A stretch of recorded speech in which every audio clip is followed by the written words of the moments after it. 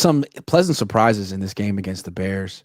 Jaylon Moore, Yetur Gross-Matos had 3 sacks. Now, Drake Jackson once upon a time had 3 sacks in a game for the 49ers, and that didn't mean anything. So that's something to keep in mind. But Gross-Matos did it in this game, and Jaylon Moore has been quietly doing an excellent job, particularly in pass protection since Trent Williams went down. Are these guys for real? And let's start with Gross-Matos. So, yes, Drake Jackson once upon a time had a 3-sack game. Very different, though. When you go look at those sacks, they were completely cleanup plays. Armstead twice was the first man there, forced, I think it was Pickett at the time, to get mobile, and then he got 2 sacks. And then another one was on Hargrave, same situation, and he just cleaned them up. Gross-Matos was the reason those sacks were happening, so that's encouraging. However, Gross-Matos has also been very injury prone throughout his career, once again this year. And he's never had more than 4.5 sacks in a single season. This is, I think, his 5th year in the league. So, yes, he's on pace to beat that, and he's only played 7 games, but 3 of those sacks came in 1 game. I don't know that he's for real in the sense that he can be your starting opposite edge of Bosa, but I do think he's for real in saying he's probably better than Drake Jackson, which is great. And I think he can be a rotational player, but if he was a guy that you got rid of, I wouldn't lose any sleep over it. What do you think about it? It almost seems like the Niners are gonna cut him or Leonard Floyd, and they know it, and all of a sudden both of them are turning it up because Leonard Floyd's been really good the last few weeks too. He's just older than Yetur Gross-Matos. So do you want the younger D lineman who's had some injury issues or the older D lineman who's been super consistent? Probably the younger guy if he can show that he can keep this up the next 4 games, but he really hasn't been healthy for more than like 2 weeks at a time for the Niners. Yeah, it is. It's tough. He's a better run defender too. I mean, I will say that he's built more for the run than. Yeah, he can rush inside. He can rush outside. He seems like a nice potential addition. And maybe the reason he hasn't produced yet is just because he's been hurt.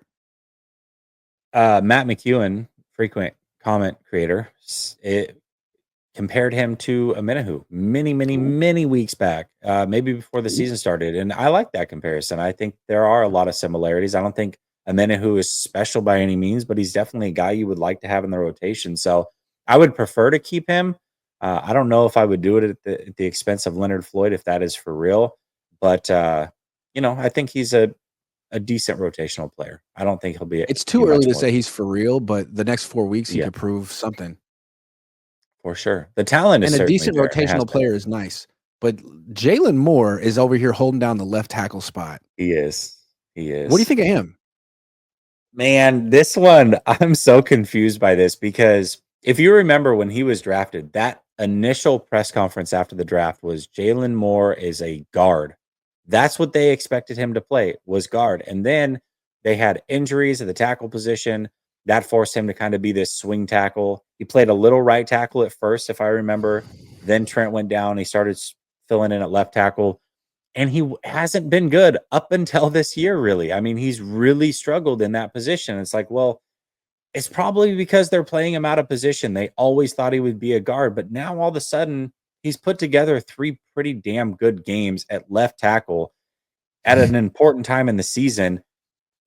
But here's the issue. 1, the snow game. I don't take a lot from the snow game because that's an offensive lineman advantage, in my opinion.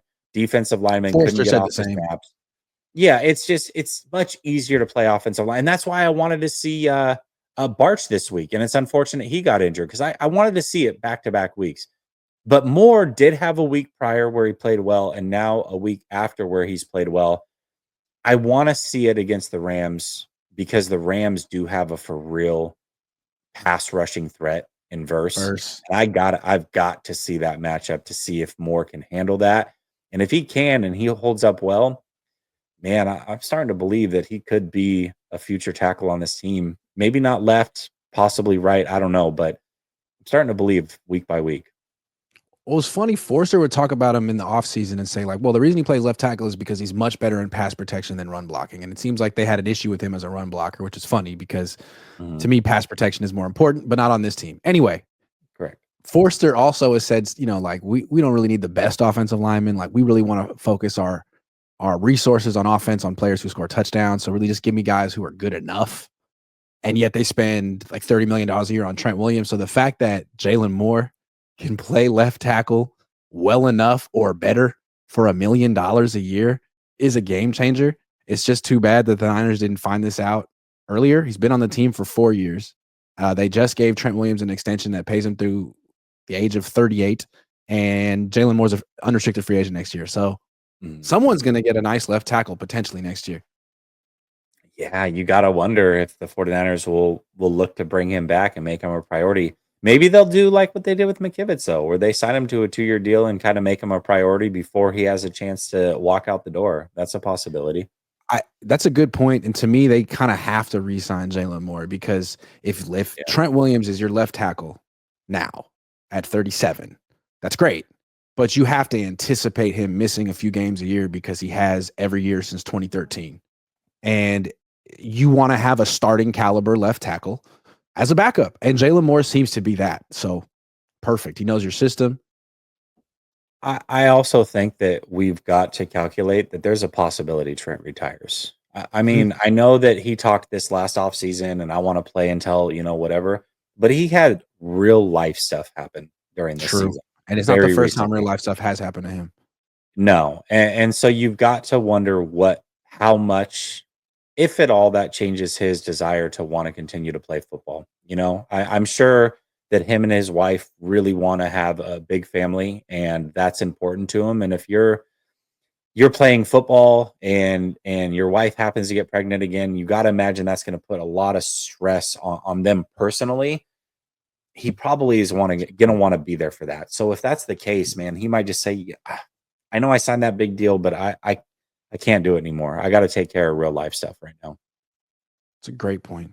Okay. Hadn't thought of that. Jaylon Moore, eyes on 76 and 94 the rest of the way. Josh Wyatt says, I just want a reason to get Juice off the field. He's not giving up Garendo at fullback. I like it. Especially if you know you're going to pass. A lot of time, I remember when Kyle was early in his tenure here in the red zone, they would hurry up to the line of scrimmage and Richie James Jr. would be crouched down at fullback and it'd be a quick throw to him in the flat for a touchdown. Things like that. I mean, why not?